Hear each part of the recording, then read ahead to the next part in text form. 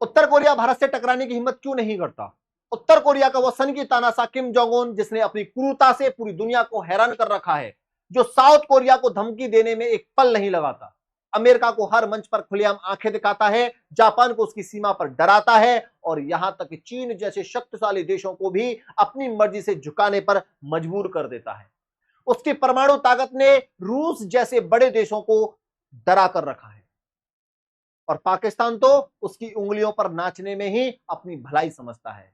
लेकिन दोस्तों, क्या आपने कभी गौर किया है कि यह वही किम जोंग उन है जिसने बड़े बड़े देशों को झुकाया है, वह आज तक भारत से टकराने की हिम्मत क्यों नहीं कर पाया? आखिर क्यों यह तानाशाह भारत के खिलाफ एक शब्द तक बोलने की जरूरत नहीं करता? भारत जो जापान और साउथ कोरिया का करीबी दोस्त है, लेकिन यह दोनों देश उत्तर कोरिया के दुश्मनों की सूची में सबसे ऊपर है। फिर भी तानाशाह किम जोंग भारत के खिलाफ कोई कदम उठाने की हिम्मत क्यों नहीं करता? दोस्तों, इसके पीछे है भारत की ताकत और प्रधानमंत्री नरेंद्र मोदी की चतुराई। साल 2018 की जब अमेरिका और जापान के साथ उत्तर कोरिया के रिश्ते बेहद तनावपूर्ण हो गए थे, उस समय किम जोंग उन ने अपनी न्यूक्लियर मिसाइलों का रुख अमेरिका और जापान की ओर कर दिया और खुलेआम धमकी दी कि अगर किसी ने उसे चुनौती दी तो वह तबाही मचा देगा। उस दौर में जब पूरी दुनिया नॉर्थ कोरिया से दूरी बना रही थी, तब अमेरिका ने भारत पर भी दबाव डाला कि वह नॉर्थ कोरिया से अपने सारे रिश्ते खत्म कर ले। यह एक बेहद नाजुक और संवेदनशील समय था। पूरी दुनिया में नॉर्थ कोरिया की निंदा हो रही थी और अन्य देश उसके साथ खड़े होने से डर रहे थे। ऐसे में भारत ने न केवल नॉर्थ कोरिया के साथ अपने रिश्ते बनाए रखे, बल्कि दोस्ती का हाथ भी बढ़ाया। साल 2018 में भारत के तत्कालीन विदेश मंत्री वीके सिंह नॉर्थ कोरिया के दौरे पर गए, जहां उनका बड़ी धूमधाम से स्वागत किया गया। इस यात्रा ने इतिहास रच दिया, क्योंकि 20 साल बाद भारत का कोई प्रतिनिधि उत्तर कोरिया गया था। यह वही क्षण था जब तानाशाह किम जोंग उन ने समझ लिया कि भारत केवल एक दोस्त नहीं, बल्कि भरोसेमंद साथी है, जो दुनिया के दबाव में आकर अपने फैसले नहीं बदलता। इसके बाद नॉर्थ कोरिया और अमेरिका के बीच शांति समझौता शुरू हुआ, जिससे तीसरे विश्व युद्ध का खतरा टल गया। लेकिन इस घटनाक्रम से नॉर्थ कोरिया ने यह समझ लिया कि भारत अमेरिका और जापान का भी दोस्त रहेगा, लेकिन अगर वह भारत के साथ शांति बनाए रखेगा तो भारत भी उस पर उंगली नहीं उठाएगा। लेकिन अगर कोई देश दुश्मनी मोल लेता है तो उसका अंजाम बेहद भयानक होगा। आपको यह भी बता दें कि 1998 में पोखरण में न्यूक्लियर परीक्षण के बाद भारत ने नो फर्स्ट यूज पॉलिसी अपनाई। इसका मतलब था कि भारत कभी भी किसी देश के खिलाफ पहले युद्ध की शुरुआत नहीं करेगा। लेकिन अगर कोई भारत पर हमला करता है तो उसे भारत की ताकत का सामना करना होगा। यह नीति किम जोंग उनको यह संदेश दे रही थी कि भारत अपनी सुरक्षा को लेकर गंभीर है। अगर किसी ने छेड़ा तो वह उसकी ताकत को पूरी तरीके से नष्ट कर देगा। यही वजह है कि उत्तर कोरिया, जिसने अमेरिका और जापान जैसे बड़े देशों को खुलेआम चुनौती दी, लेकिन भारत के साथ दुश्मनी करने की हिम्मत नहीं जुटा पाया। साथियों, अगर बात भारत और उत्तर कोरिया के रिश्तों की करें तो इसकी शुरुआत 1970 में हुई थी। तब भारत ने व्यापार के माध्यम से उत्तर कोरिया के साथ संबंध स्थापित किया था। हालांकि यह संबंध केवल आर्थिक लेन देन तक ही सीमित रहे, लेकिन धीरे धीरे यह दोस्ती एक नए स्तर पर पहुंच गई, जहां भारत ने यह दिखा दिया कि वह अपने सिद्धांतों पर खड़ा रहने वाला देश है। फिर साल 1998 में जब भारत में अटल बिहारी वाजपेयी की सरकार थी, उस समय भारत ने उत्तर कोरिया के साथ एक ऐसा कदम उठाया जिसने दोनों देशों के रिश्तों को एक नई दिशा दी। उस वर्ष ब्रॉडकास्ट मिनिस्टर मुख्तार अब्बास नकवी को उत्तर कोरिया के फिल्म फेस्टिवल में भाग लेने के लिए भेजा गया। यह कदम महज सांस्कृतिक संबंधों को मजबूत करने का प्रतीक नहीं था, बल्कि भारत के दूरदर्शी कूटनीतिक रवैये का परिचय भी था। उसके बाद 2001 में भारत ने उत्तर कोरिया को 100 मिलियन डॉलर की 1 मिलियन डॉलर की आर्थिक मदद दी। यह सिर्फ यही नहीं रुका, बल्कि 2002 में उत्तर कोरिया में फैली भुखमरी के बीच भारत ने अनाज की खेप भेजी। फिर 2004 में जब उत्तर कोरिया में अकाल से लाखों लोग मौत के मुंह में जा रहे थे, तब भारत ने वहां 2000 टन अनाज भेजा। भारत की सहायता ने न केवल वहां के आम लोगों को राहत पहुंचाई, बल्कि उत्तर कोरिया के नेतृत्व को यह भी एहसास कराया कि भारत हर मुश्किल घड़ी में साथ खड़ा रहेगा। इसके अलावा भारत लगातार उत्तर कोरिया को मेडिकल सहायता भी प्रदान करता रहा। जिससे दोनों देशों के बीच रिश्ते और भी मजबूत हुए। यही वजह है कि चीन और पाकिस्तान जैसे धूर्त देशों के साथ दोस्ती होने के बावजूद भी उत्तर कोरिया कभी भारत के खिलाफ कदम उठाने की हिम्मत नहीं की। दूसरा बड़ा कारण है दोनों देशों के बीच का व्यापारिक संबंध।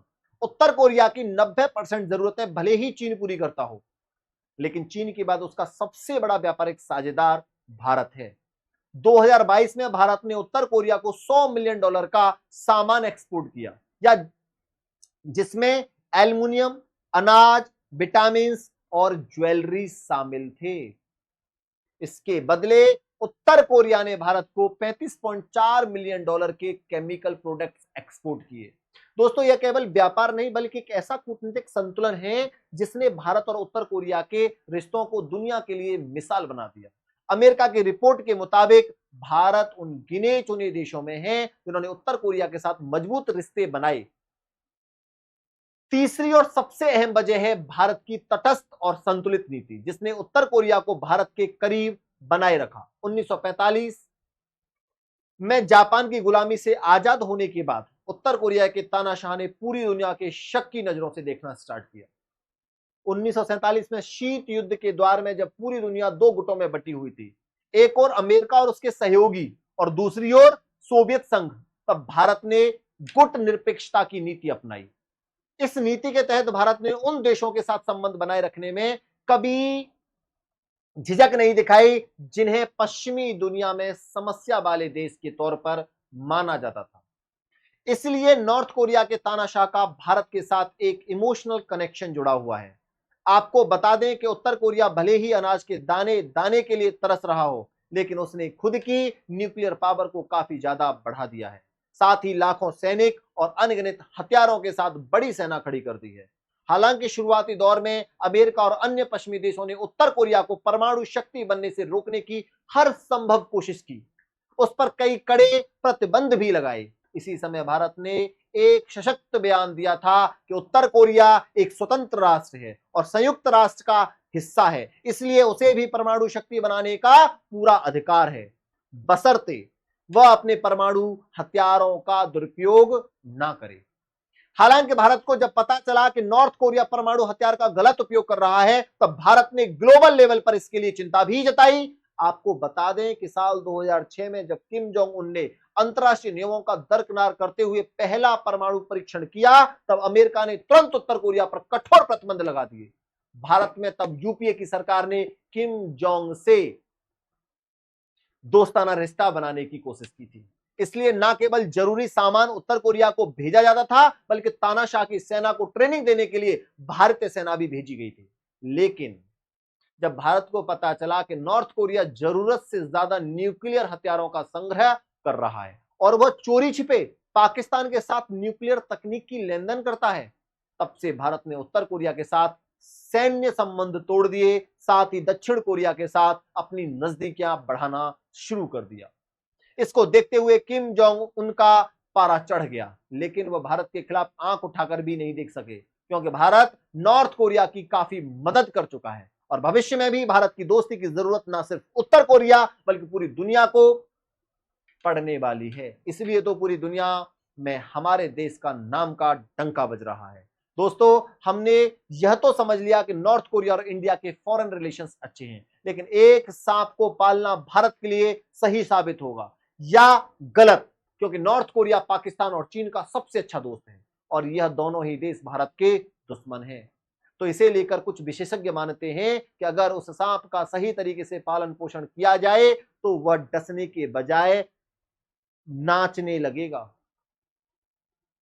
ऐसे में भारत के लिए उत्तर कोरिया के साथ रिश्ते बनाए रखना काफी ज्यादा मायने रखता है, ताकि भविष्य में कभी युद्ध की स्थिति बने तो उत्तर कोरिया भारत के खिलाफ खड़ा होने से पहले 10 बार सोचे।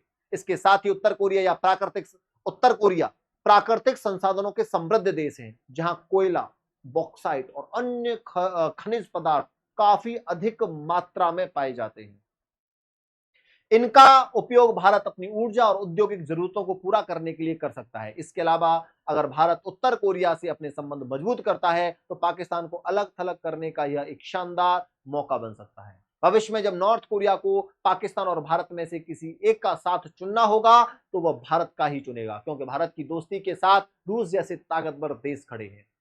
ऐसे में ग्लोबल लेवल पर वेस्टर्न देशों से बातचीत करने के लिए भारत ही नॉर्थ कोरिया का आखिरी सहारा है। यानी भारत ने नॉर्थ कोरिया की आर्थिक और सामाजिक दोनों कमजोर नस पकड़ ली है और इस वक्त डिफेंस से लेकर इकोनॉमी तक भारत दुनिया के सबसे शक्तिशाली और ताकतवर देशों में से एक है, जो साल 2050 आते आते अमेरिका और चीन को पछाड़कर दुनिया की इकलौती सुपर पावर बन सकता है। यही कारण है कि उत्तर कोरिया जैसा तानाशाही देश भी भारत के खिलाफ जाने से डरता है। तो दोस्तों, इस तरह दुनिया के सभी ताकतवर देश भारत का सम्मान करते हैं और दुश्मन हमारी तरफ आंख उठाकर भी नहीं देख पाते। आपकी क्या राय है इस वीडियो के बारे में? अपनी राय हमें कमेंट करके जरूर बताइएगा और वीडियो को अंत तक देखने के लिए धन्यवाद। जय हिंद, जय भारत और चैनल को सब्सक्राइब करना ना भूलें। धन्यवाद।